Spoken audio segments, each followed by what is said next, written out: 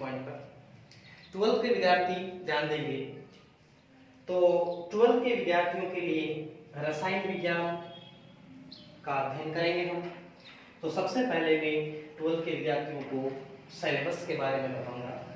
हमारी जो रसायन विज्ञान है, केमिस्ट्री सब्जेक्ट है, उस रसायन विज्ञान में एनसीईआरटी सिलेबस के अनुसार हमें 17 चैप्टर मिलते हैं।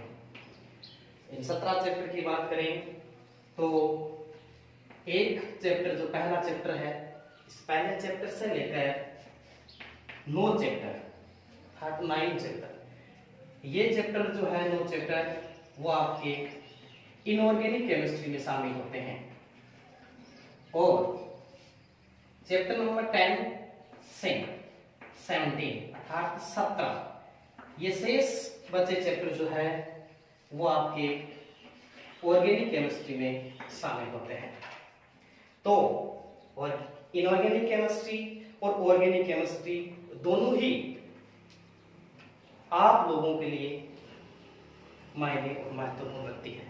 तो आज मैं आपको ऑर्गेनिक केमिस्ट्री का अध्ययन करवाऊंगा विशेष तौर पर। इनऑर्गेनिक केमिस्ट्री का अध्ययन हम बाद में करेंगे, पहले हम करेंगे ऑर्गेनिक केमिस्ट्री का अध्ययन। ऑर्गेनिक केमिस्ट्री का अध्ययन करते हैं तो ऑर्गेनिक केमिस्ट्री में जो पहला चैप्टर शुरू होता है, 10वां चैप्टर, जिसे हम ऑर्गेनिक केमिस्ट्री में पहला, तो उस पहले चैप्टर का नाम है अध्याय नंबर 10। अध्याय 10 हैलोजन व्युत्पन्न। हैलोजन व्युत्पन्न, हैलोजन व्युत्पन्न, ये हैलोजन व्युत्पन्न इंग्लिश में कहलाता है आपके हैलोजन डेरिवेटिव्स।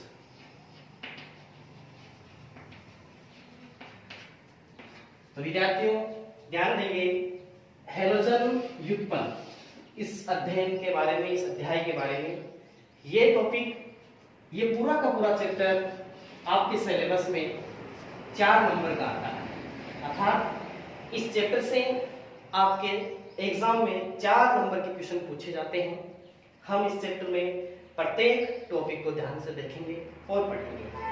तो हैलोजन व्युत्पन्न को शुरू करने से पहले मैं आपसे निवेदन करूंगा कि मेरे YouTube चैनल को सब्सक्राइब, लाइक और शेयर करें और दिए गए अध्ययन सामग्री को ध्यान से पढ़ें। और जो भी परेशानी आपके सामने आती है वो आप कमेंट बॉक्स में मुझसे पूछ सकते हो या मेरे से संपर्क करके सीधा भी कैसे भी आप डिस्कस कर सकते हो। तो आइए सबसे पहले हैलोजन व्युत्पन्न के बारे में देखते हैं। हैलोजन व्युत्पन्न, हैलोजन व्युत्पन्न आवर्त सारणी, याद कीजिए आप आवर्त सारणी, आवर्त सारणी में 7 आवर्त होते हैं और 18 वर्ग होते हैं। इन 18 वर्ग के अंदर देखें तो एक 17वां जो वर्ग है, ये 17वां वर्ग ही हैलोजन वर्ग कहलाता है, जिसे अक्ष से रिप्रेजेंट करते हैं। और इसमें 4 एलिमेंट शामिल होते हैं।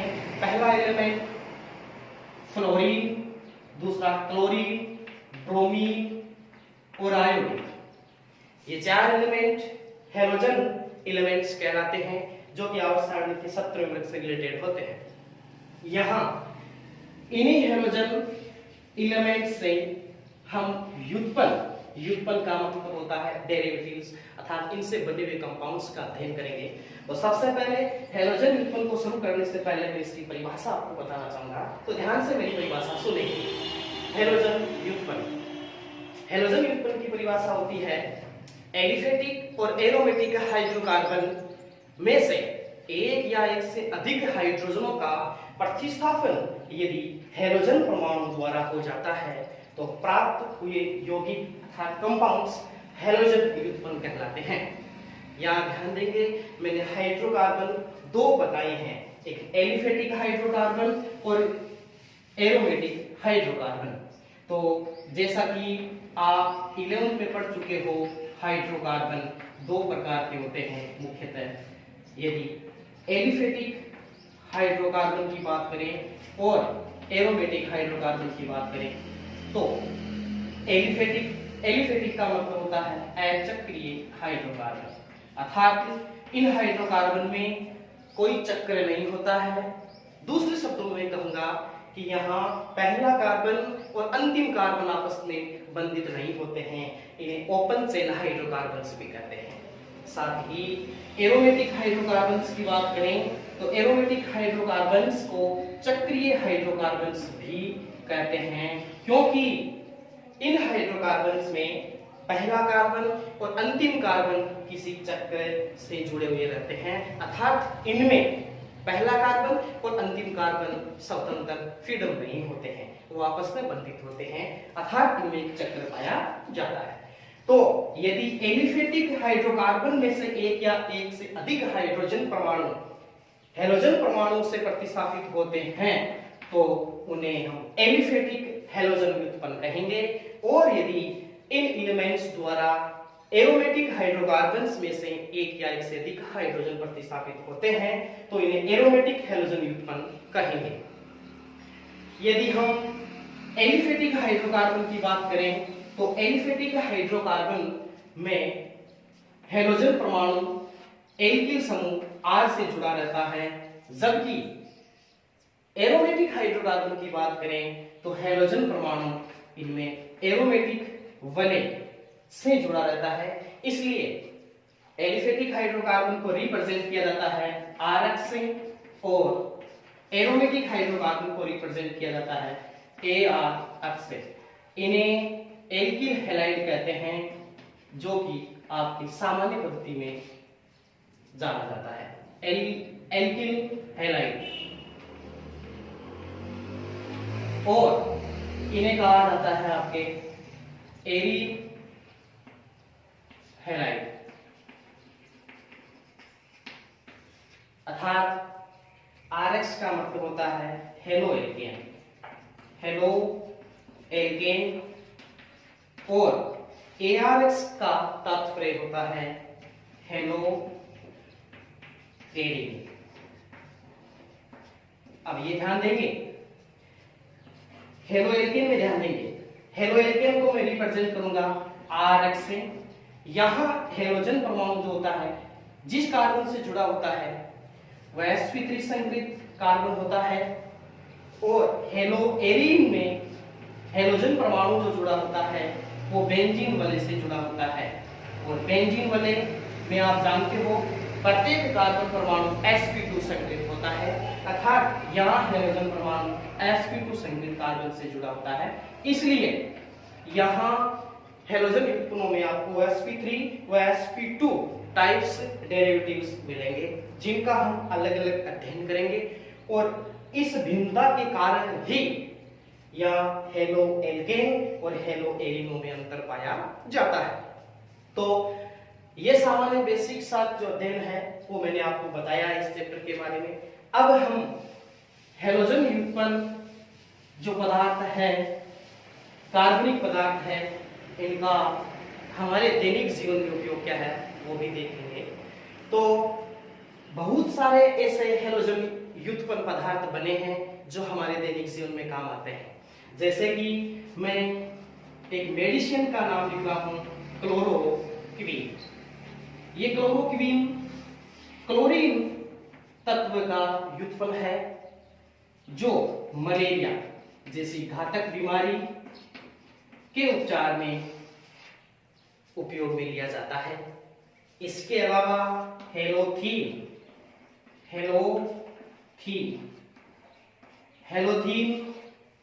एक हेलोजन युग्मन पदार्थ है, मेडिसिन्स है। इसका उपयोग शल्य चिकित्सा में निश्चेतक से तात्पर्य होता है बेहोश करने के लिए। कोई भी ऑपरेशन जब किया जाता है, शल्य चिकित्सा किया जाता है, तो व्यक्ति को बेहोश किया जाता है, उस निश्चेतक के रूप में हेलोथीन का उपयोग किया जाता है। इसके अलावा क्लोरेम्फेनिकोल, ये सब थोड़ा बोलने में अलग है। क्लोरेम्फेनिकोल यह भी एक हेलोजन युग्मन पदार्थ है जिसका उपयोग टाइफाइड के उपचार में किया जाता है। टाइफाइड के उपचार में किया जाता है। तो इस प्रकार आप देख सकते हो बहुत सारी मेडिसिन और पदार्थ ऐसे हैं जो हैलोजन व्युत्पन्न है और हमारे दैनिक जीवन में काम आते हैं। तो विद्यार्थियों, यहां तक अगर आप समझ चुके हो तो हम एक इस चैप्टर का प्रमुख भाग, एक मुख्य पॉइंट शुरू कर रहे हैं जिसका नाम है हैलोजन व्युत्पन्नों का वर्गीकरण। मैं यहां पर आपके सामने टॉपिक का नाम लिख रहा हूं, हैलोजन व्युत्पन्न का वर्गीकरण। अर्थात classifications of halogen derivatives. Classifications of halogen derivatives में सबसे पहला जो वर्गीकरण आता है वो आता है इन यौगिकों में हैलोजन परमाणु की संख्या के आधार पर। अर्थात ध्यान देंगे और अपनी कॉपी में नोट भी करेंगे साथ साथ में, हैलोजन परमाणु की संख्या के आधार पर। जैसा कि आपके सामने ये पहला जो टॉपिक है वो ये कह रहा है कि जो व्युत्पन्न होगा हैलोजन व्युत्पन्न, उस हैलोजन व्युत्पन्न में हैलोजन परमाणु की संख्या कितनी है, उस आधार पर उसका वर्गीकरण कितने भागों में किया गया है। तो हैलोजन परमाणु की संख्या के आधार पर इन यौगिकों का वर्गीकरण 4 भागों में किया गया है, जिनका नाम मैं यहाँ पर लिख रहा हूं। सबसे पहला भाग होता है मोनो हेलो एल्केन। दूसरा भाग होता है इसमें डाई हेलो एल्केन। तीसरा भाग इसमें होता है ट्राई हेलो एल्केन और चौथा इसमें भाग होता है पॉली हेलो एल्केन। और ध्यान देंगे ये जो पॉली हेलो एल्केन है इसे टेट्रा हेलो एल्केन भी कहते हैं, क्योंकि कार्बन परमाणु की संरचना और इसकी संयोजकता की बात करें तो कार्बन परमाणु की संयोजकता होती है 4। अर्थात कार्बन परमाणु अन्य 4 परमाणु से जुड़ सकता है, इससे अधिक परमाणु से नहीं जुड़ सकता। तो ध्यान देंगे यहाँ पॉली से तात्पर्य है टेट्रा, अर्थात कार्बन परमाणु से 4 हैलोजन परमाणु जुड़े रहेंगे। अब मोनो हेलो एल्केन की बात करें तो मोनो हेलो एल्केन इन्हें Rx से रिप्रेजेंट करते हैं। डाई हेलो एल्केन इन्हें R2X2 से, सॉरी थोड़ा सा मिसप्रिंट हो गया, इन्हें Rx2 से रिप्रेजेंट करते हैं, इन्हें Rx3 से रिप्रेजेंट करते हैं और इन्हें Rx4 से रिप्रेजेंट करते हैं। तो सबसे पहले मैं मोनो हेलो एल्केन की बात करता हूं, तो ध्यान देंगे विद्यार्थी सभी अपनी अपनी कॉपी में नोट भी करेंगे और समझेंगे। तो मोनो हेलो एल्केन Rx अर्थात वे हैलोजन व्युत्पन्न यौगिक जिनमें हैलोजन परमाणु की संख्या 1 होती है। एक का मतलब होता है मोनो, इसलिए मोनो हेलो एल्केन, इनमें हैलोजन परमाणु की संख्या 1 होती है। लेकिन ध्यान दें इन मोनो हेलो एल्केन को पुनः 3 भागों में बांटा गया है, जिसे हम कहेंगे प्राथमिक हेलो एल्केन, इससे कहेंगे हम द्वितीयक हेलो एल्केन और तीसरा भाग इसका होता है तृतीयक हेलो एल्केन। शॉर्ट में इनको प्रदर्शित किया जाता है 1 degree halo alkane, 2 degree halo alkane और 3 डिग्री हेलो एल्केन। अर्थात इनमें हैलोजन परमाणु तो एक ही होता है, लेकिन हैलोजन परमाणु कार्बन की कौन सी डिग्री से जुड़ा हुआ है, अर्थात किस प्रकार के कार्बन से जुड़ा हुआ है, उसकी परिभाषा के आधार पर इनको पुनः 3 भागों में बांटा गया है। यदि हैलोजन परमाणु प्राथमिक कार्बन से जुड़ा हुआ है तो वो प्राथमिक हेलो एल्केन होगा, द्वितीयक कार्बन से जुड़ा हुआ है तो वो द्वितीयक हेलो एल्केन होगा और तृतीयक कार्बन से जुड़ा हुआ है तो वो तृतीयक हेलो एल्केन होगा। यदि मैं इनका एक एक उदाहरण लिखता हूं तो आप यहां ध्यान देंगे, मैं इनका उदाहरण लिख रहा हूं। मान लीजिए मेरे पास यहाँ उदाहरण है, वो है पहला है प्राथमिक हेलो एल्केन, प्राथमिक हेलो एल्केन। इसमें RCH2X। यहां आप देखोगे हेलोजन परमाणु जिस कार्बन से जुड़ा हुआ है वह 1 डिग्री कार्बन है, और 1 degree carbon, 2 degree carbon, 3 degree carbon, 4 degree carbon आप सभी लोग जान चुके हैं। एक बार फिर मैं आपको बता देता हूं कि क्या होता है। यदि आपके सामने, जैसे कि मैं एक उदाहरण लेता हूं कि कार्बन यह एक सेंटर कार्बन है, इस सेंटर कार्बन से अन्य 4 एलिमेंट जुड़े हुए हैं। यदि इस हेलोजन से चारों ओर यदि हाइड्रोजन, 3 तरफ हाइड्रोजन हो और एक तरफ यदि मेथिल ग्रुप हो, तो मैं यहां पर इस कार्बन को 1 डिग्री कार्बन कहूंगा और इस कार्बन को भी 1 डिग्री कार्बन कहूंगा। फिर यदि मैं थोड़ा सा आगे बढ़ता हूं तो CH3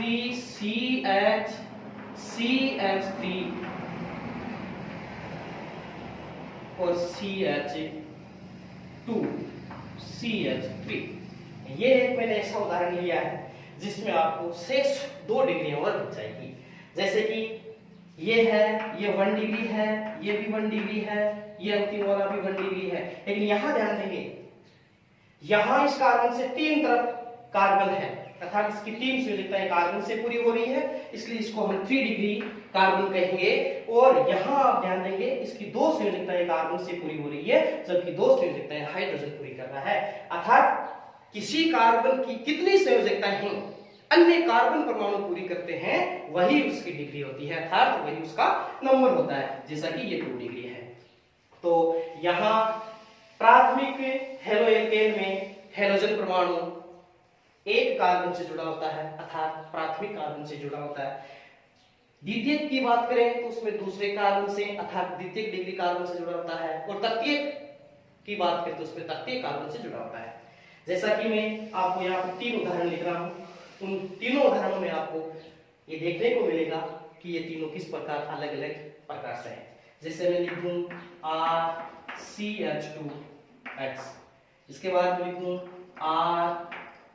RCHXR, और यहां मैं लिखूं RCRR और X।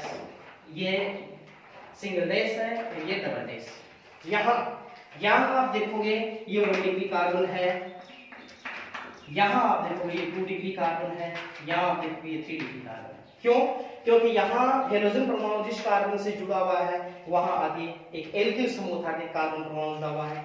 यहां हेलोजन परमाणु जिस कार्बन से जुड़ा हुआ है उस कार्बन से 2 एल्किल समूह जुड़े हुए हैं, जो समान भी हो सकते हैं अर्थात भिन्न भी हो सकते हैं। और इसमें देखेंगे तो जिस कार्बन से हेलोजन परमाणु जुड़ा हुआ है इससे 3 एल्किल समूह जुड़े हुए हैं, जो समान भी हो सकते हैं और अलग भी हो सकते हैं। तो आप इनका ध्यान देंगे। इसी प्रकार यदि हेलोजन परमाणु की संख्या 2 हो तो वो डाई हेलोजन उत्पन्न होगा, जैसा कि मैंने कह दिया मेरे पास ये है CH2X और CH2X। इसमें आपको देखने को मिल रहा है 2 हेलोजन परमाणु है, इसलिए ये डाई हेलोजन है। और यदि CH2X, CHX और CH2X इस प्रकार यदि 3 हेलोजन परमाणु जुड़े हुए हो तो उन्हें ट्राई हेलोएल्केन कहते हैं, अर्थात यह 3 कार्बन परमाणु है। और यदि 3 से ज्यादा हेलोजन परमाणु जुड़े हुए हो तो उन्हें पॉली हेलोएल्केन कहते हैं। हम अध्ययन करेंगे इन 3 प्रकार। तो विद्यार्थियों, हेलोजन परमाणु की संख्या के आधार पर मैंने आपको 4 भाग बताए हैं: mono haloalkane, di haloalkane, tri haloalkane और पॉली हेलोएल्केन, जिनका अध्ययन हमने किया है और शायद इनका अध्ययन मैंने आपको 11th में भी करवाया है, तो आपको मालूम होगा। और जो बच्चे मेरे से नहीं पढ़े हुए हैं वो यहाँ पर अवश्य ध्यान दें। और किताब बुक में भी आप देख सकते हो, जहां समझ में है वहां पर आप वो काम में ले सकते हो, और जहां तक है अपने वीडियो में देखकर आप समझ सकते हो। तो आइए विद्यार्थियों, हम फिर आगे बढ़ते हैं दूसरे टाइप पर।